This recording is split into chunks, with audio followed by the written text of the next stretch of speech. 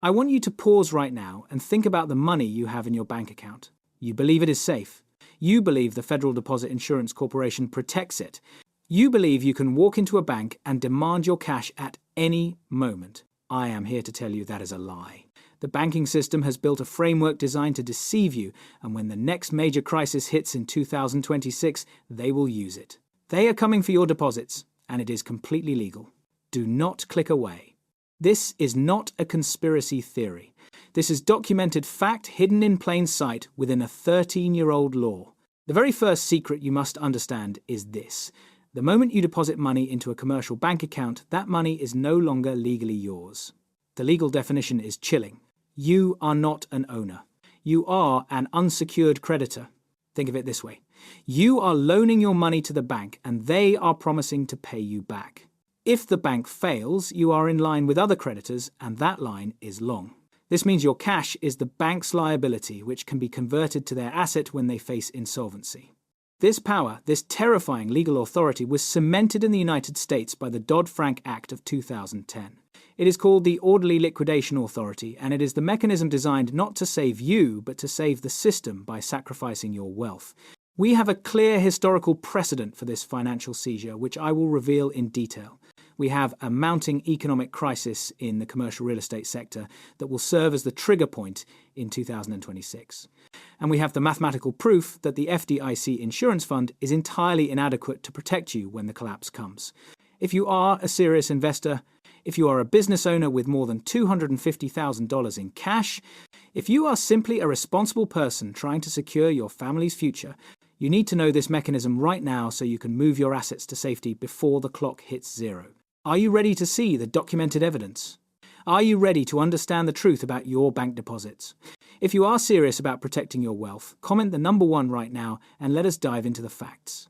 Do not believe for a second that this is some theoretical risk confined to obscure legislative texts. It has happened.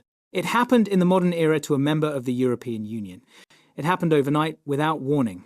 The year was 2013 and the location was Cyprus, a small island nation that served as an offshore banking hub for much of Europe and Russia.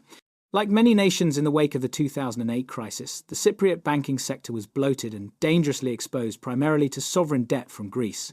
By March of 2013, the 2 largest banks, the Bank of Cyprus and Laiki Bank, were insolvent.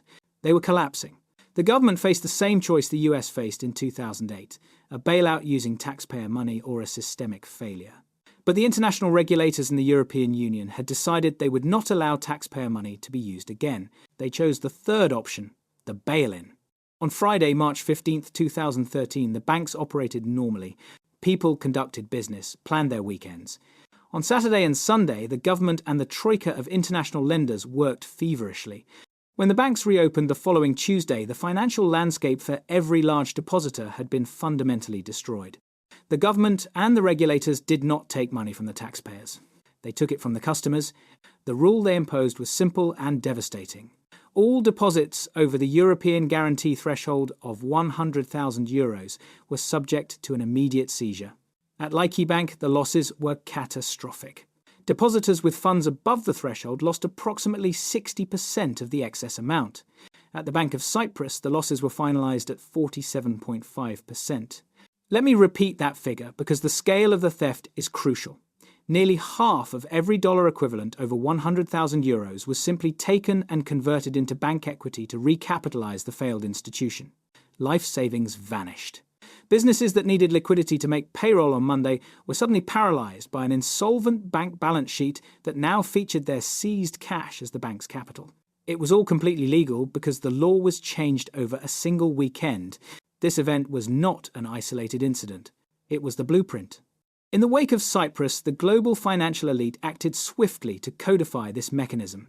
In 2014, the Financial Stability Board, an international body that includes representatives from the US Federal Reserve and the Treasury Department, published key principles recommending bail-ins as the standard method for resolving large, complex banks worldwide. They insisted that bail-ins were necessary to end the problem of too big to fail and shift the cost of failure from the taxpayer to the bank's creditors. As we have established, you, the depositor, are deemed a creditor.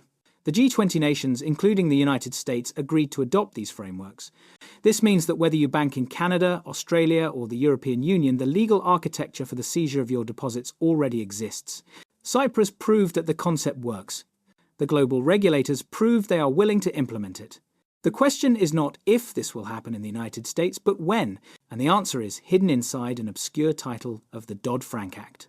The shadow of Cyprus looms large over every American bank account because the exact legal infrastructure used to seize money there is already fully constructed and ready for deployment here in the United States. This mechanism is enshrined in Title II of the Dodd-Frank Wall Street Reform and Consumer Protection Act passed in 2010. While the stated goal of Dodd-Frank was to prevent a repeat of the 2008 crisis, the hidden reality is that it simply replaced the bailout, the use of taxpayer funds, with the bail-in, the use of depositor funds. The specific authority we are talking about is the Orderly Liquidation Authority, or OLA. This power grants the Federal Deposit Insurance Corporation, the FDIC, the power to step in and seize control of a failing systemically important financial institution, SIFI, over a single weekend. The FDIC does not need congressional approval. It does not need a court order. It simply invokes this authority and the process begins. Under Title II, the FDIC is mandated to resolve the failed institution in a way that minimizes systemic risk and avoids putting the burden on the American taxpayer. But who bears the burden instead? The creditors. And as we established, your cash deposit is legally a credit to the bank, making you a prime target. The specific mechanism of seizure is the deposit-to-equity conversion. This is the technical term for the terrifying transaction where the FDIC takes your cash, deposit the money you earned, and moves out of your account, and in exchange, they give you shares of stock in the failing bank. Think about the absurdity of that exchange. The bank is insolvent. It is collapsing. The FDIC is trying to resolve it precisely because it cannot sustain itself. And they are giving you worthless paper equity in that failed institution instead of your hard cash. This is not a theoretical risk for large depositors. The FDIC has explicitly detailed this procedure in its resolution plans or living wills that it requires every major bank to file. These documents outline exactly how deposits would be converted into equity to recapitalize the bank in a crisis scenario. These plans are not secrets.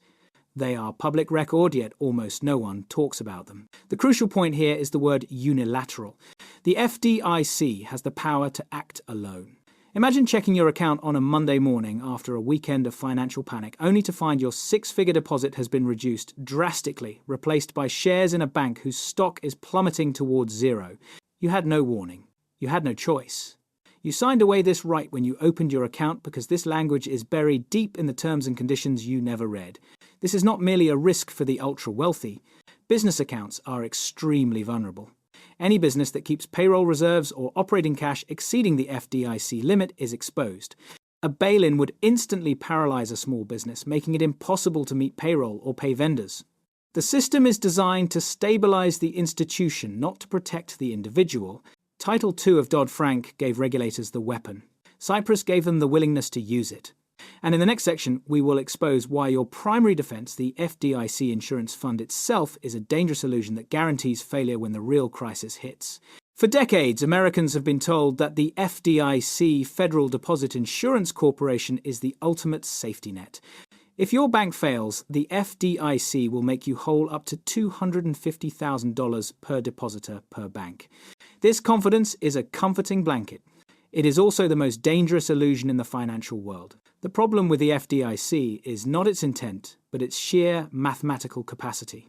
Let us look at the hard numbers that expose the horrifying truth. As of recent official reports, the FDIC Deposit Insurance Fund holds approximately $128 billion in total assets. Now, let us look at the potential liability. Total bank deposits in the United States currently stand at over $18 trillion. Do the math on that disparity.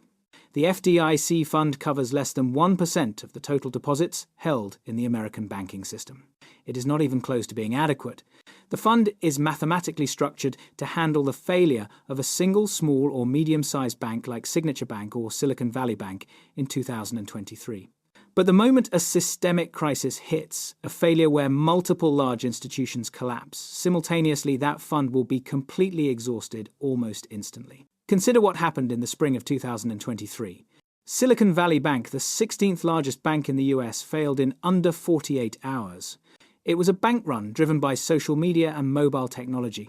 $42 billion were withdrawn in a single day.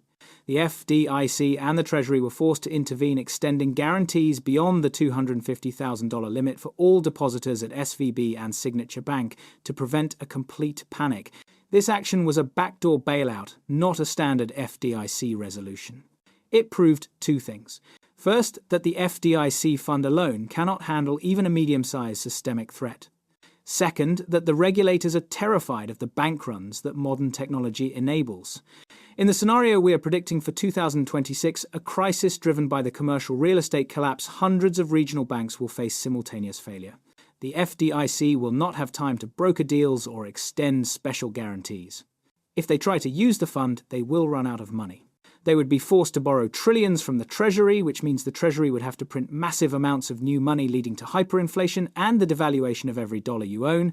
Or they use the tool that is already built and ready, the one that does not require printing money or congressional approval, the Orderly Liquidation Authority. They skip the illusion of FDIC protection and go straight to the bail-in. This means even if you have less than $250,000 in your account, you are not safe. You might not lose your principal, but you could face months-long delays in accessing your cash while the FDIC tries to sort out the mess. Can your business survive if you cannot make payroll for 3 months? Can your family survive if your savings are frozen for 180 days? The FDIC is a speed bump designed for single-car accidents, not a dam built to withstand a financial tsunami. And that tsunami is forming right now in the most ignored sector of the economy. The legal framework is established. The global policy is set. The insurance fund is inadequate.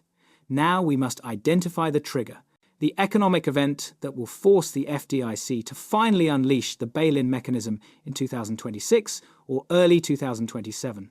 That trigger is the collapse of the commercial real estate sector.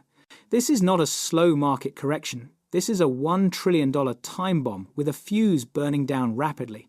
To understand the severity, we must look at the lending environment from 2010 to 2021. During this era, interest rates were essentially zero. Banks lent massive amounts of capital to property developers and owners at ultra-low rates, often in the range of 3% or 4%. These loans were issued assuming two things. First, that rates would remain low, and second, that office and retail occupancy would remain stable or grow. Both of those assumptions are now catastrophic lies. The Federal Reserve's aggressive rate hikes beginning in 2022 have pushed the federal funds rate to a 23-year high. When the commercial real estate loans issued during the low-rate era mature, they must be refinanced at today's rates. Instead of 3%, the new rate is now often 7% or higher. The math simply does not work. A property generating just enough cash flow to cover a 3% mortgage cannot possibly service a 7% mortgage. The cash flow shortage is immediate and staggering. Defaults become inevitable. But the interest rate shock is only half the crisis. The other half is the structural change in work patterns. Post-pandemic, office occupancy in major cities across the United States remains profoundly depressed. Data from key metropolitan areas shows that average office occupancy is down between 30% and 50% from pre-pandemic levels. Companies are downsizing. They are shifting to hybrid work models. They are not renewing leases for massive corporate headquarters. This means building owners are seeing their rent rolls plunge while their operating costs and now their refinancing costs skyrocket. Estimates indicate that over $550 billion of commercial mortgages will mature in the next 12 months alone. By the end of 2027, the total amount of commercial debt requiring refinancing will exceed $1.3 trillion. The key victims of this unprecedented financial pressure are the regional banks. Unlike the giant global banks that have diversified portfolios, the regional and community banks are heavily exposed to commercial real estate. Many regional banks hold CRE loans that represent up to 300% of their Tier 1 capital. This concentration is a recipe for instant insolvency. When a property owner defaults on a $100 million loan, the bank must write off a massive loss. When 50 such loans default simultaneously, the bank's capital evaporates. We saw a preview of this with the failures of SVB and First Republic. They were driven by duration risk and loss of confidence. The 2026 crisis will be driven by outright asset failure, the widespread depreciation of physical property values combined with the cost of servicing the debt. The FDIC is watching this ticking clock right now. They know the wave of defaults will peak in 2026. They know the collective balance sheets of hundreds of regional banks cannot withstand the losses. When these regional banks begin to fail in droves, the FDIC will face a monumental problem. Their $128 billion fund will be overwhelmed in the first weekend. They will not have the time or the political capital to secure a multi-trillion-dollar bailout from Congress. They will be forced to use the tool designed for exactly this scale of failure, the Orderly Liquidation Authority. They will use the law passed in 2010. They will invoke the bail-in. And they will move instantly to seize the deposits of every individual and every business that holds over $250,000 in these failing institutions. This is not a possibility. This is the most logical and legally mandated response to the impending collapse of the commercial real estate sector.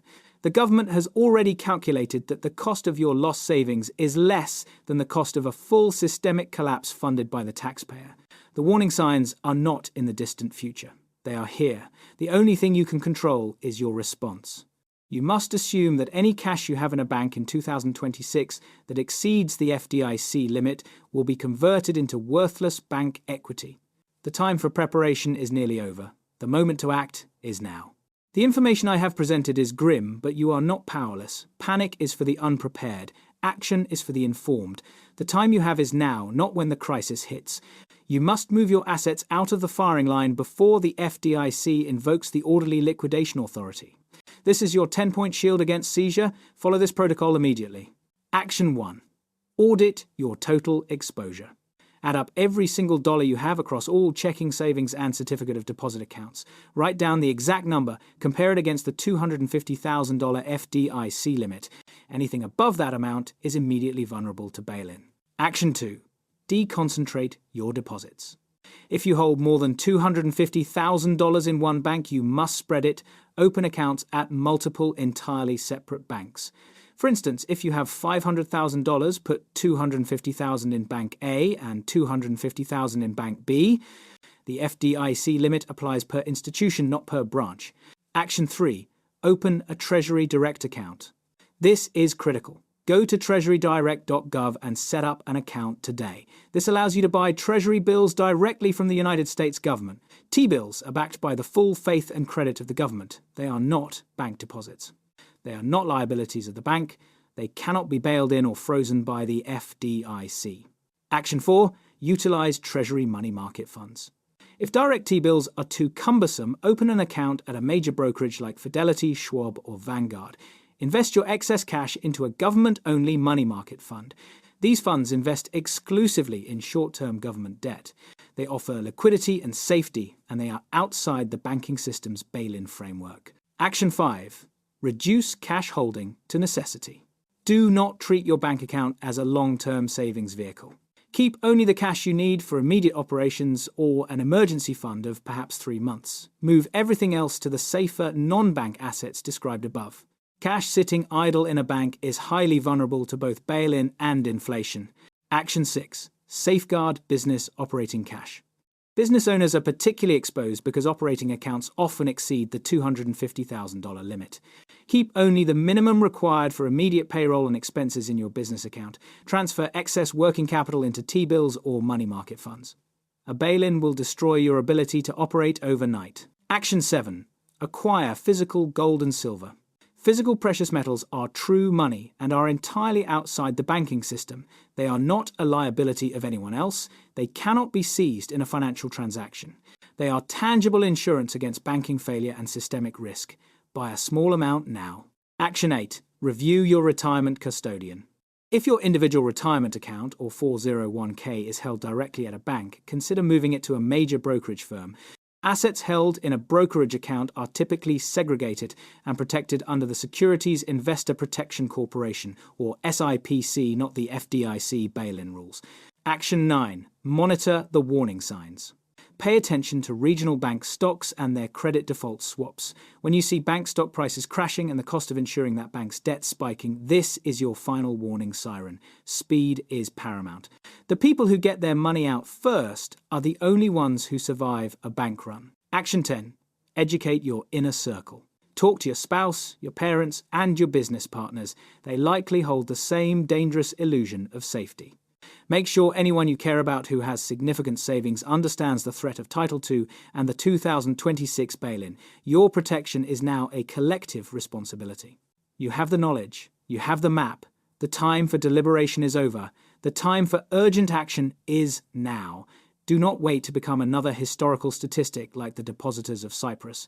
We have walked through the legal labyrinth and the data proves an inescapable conclusion. The bail-in is not a possibility. It is a certainty when the specific conditions are met. Those conditions are being set right now by the collapsing commercial real estate market, which is scheduled to detonate in 2026. The FDIC insurance is an $18 trillion joke. The Dodd-Frank Act is a legal trap waiting to be sprung. The most disturbing fact is this: you cannot rely on the political system to protect you. Politicians will not stop the bail-in because from their perspective, the alternative, a taxpayer-funded bailout, is politically lethal. They will allow the banks to seize depositor funds because it keeps the disaster off the government's balance sheet. They choose systemic stability over your individual financial safety. You are on your own. The truth is that the system has already decided who will pay for the next crisis, and that person is the responsible saver, the business owner and the investor who dared to keep more than $250,000 in a bank account. Look at the precedent of Cyprus. Look at the language of Title II. Look at the sheer scale of the trillion-dollar threat looming over regional banks. You have been given the warning. You have been given the specific action plan. Every day you delay is another day you leave your family's future at the mercy of the orderly liquidation authority. Do not be the person who said, "I wish I had listened." Be the person who said, "I was ready." If this analysis opened your eyes to the severity of the financial threat you face, you have a duty to share this information. Your friends, your colleagues, your parents, they all believe the deposit lie. Share this video right now. Subscribe to this channel to continue receiving the hard financial truths that the mainstream media ignores. Stay informed, stay vigilant, take action today. And whatever you do, do not keep more money in the banking system than you can afford to lose.